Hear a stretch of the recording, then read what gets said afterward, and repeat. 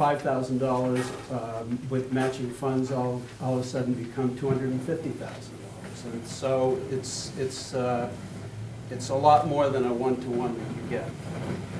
And it's if you look at the tax rates around the state, it's no accident that the lowest tax rates generally correlate with towns that have the most open space.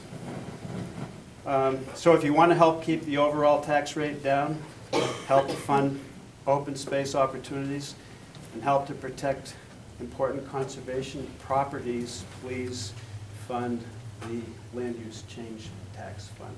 Thank you. Thank you. Yes.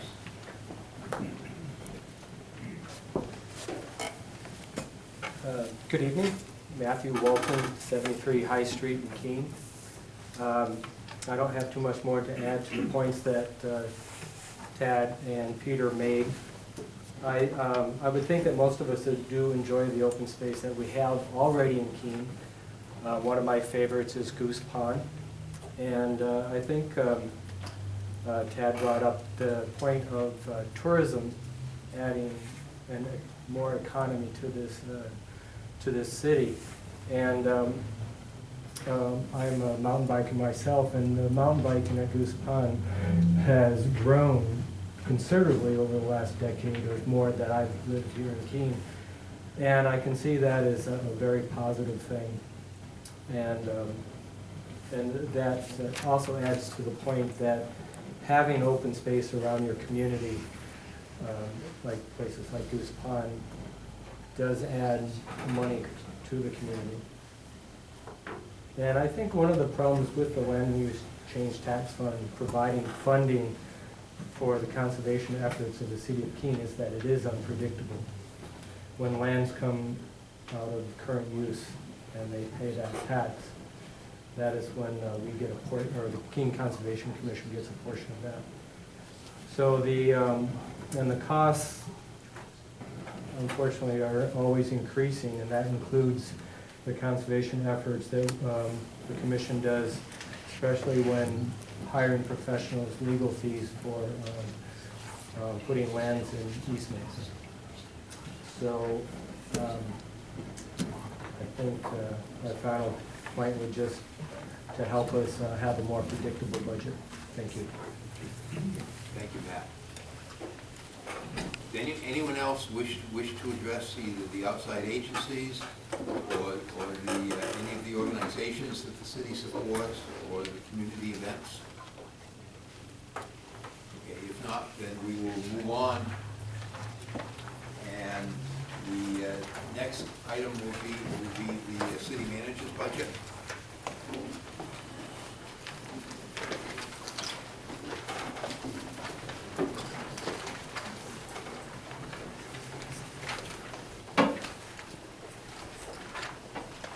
Wait a minute while I lose my audience.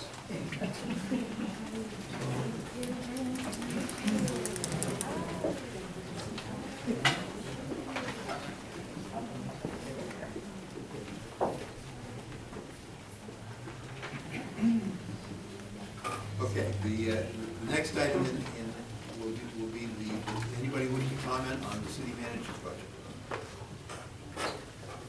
If not, does anyone wish to comment on the city attorney's budget?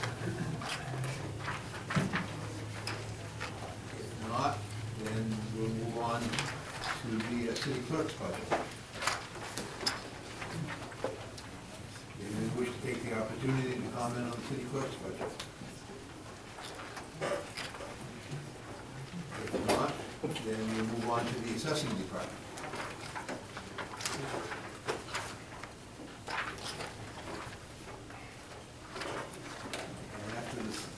These are all departments of the city that are funded out of the general fund, that are funded through property taxes.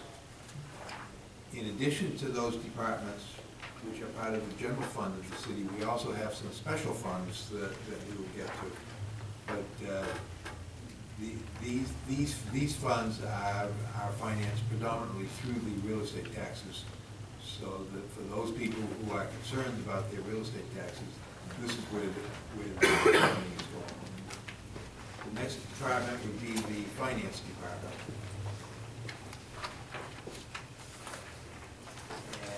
we go to human resources.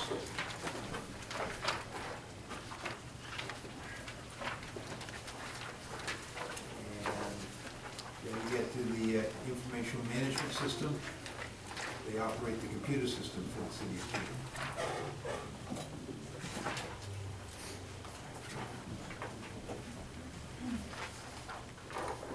Then I move to the fire department.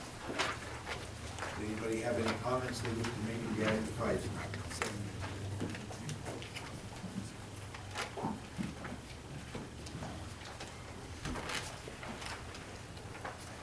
And after the fire department, we go to the human services.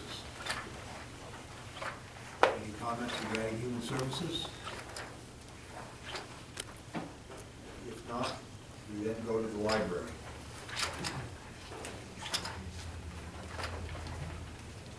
Seeing no comments regarding the library, we then move on to the parks, recreation, and facilities. This includes parks, recreation, and cemeteries. And we also have a, under the parks and rec, also the management of facilities for the city of Keene.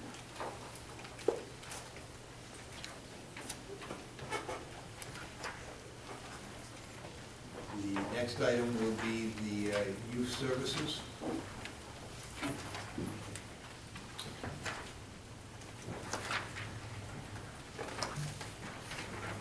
If there are no comments on youth services, we'll go to the airport. Does anybody wish to make any comments related to the airport?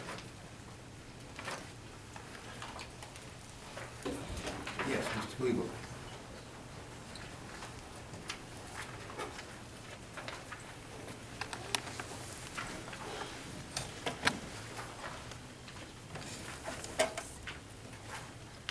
Good evening, James Cleveland, 31 Dunbar Street. I know this point has been made a lot, but I don't think that the taxpayers should pay for the airport. I mean, to me, it's almost like welfare for people with more money and for corporations. And I think if CNS or other companies want to utilize the airport, I think that they should pay for it.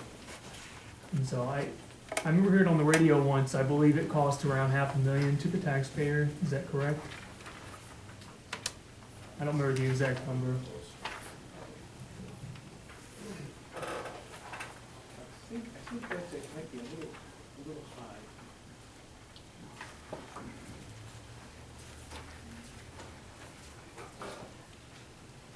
It's budget is about 80% user funded.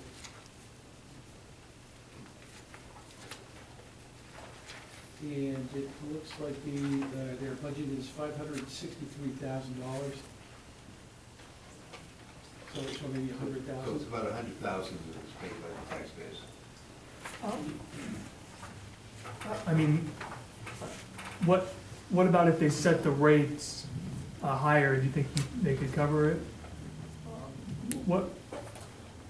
I guess I think it's an issue of management. I think if the people want to use it, they will, and they'll pay the higher rates. That's the only point I wanted to make. Thank you. Thank you. Does anybody else have any comments they wish to make regarding the airport?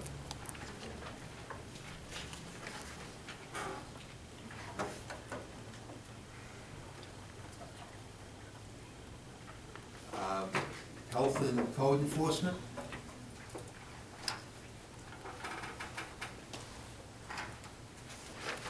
Any comments regarding health and code enforcement? Planning? Are there any comments regarding the planning department?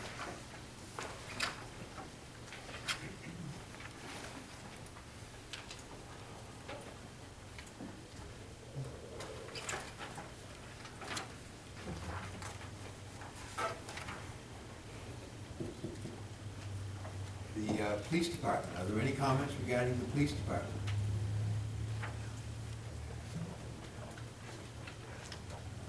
Seeing none? We then go to the Public Works Department. I think it's the largest department in the city. Does anybody have any comments they wish to make regarding the Public Works Department?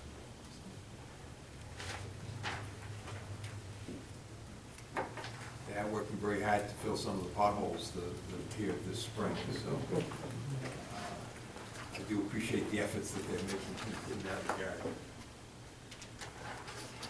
That includes the general fund departments, and we now have some special departments that the city has. And the first one would be the parking fund. Yes?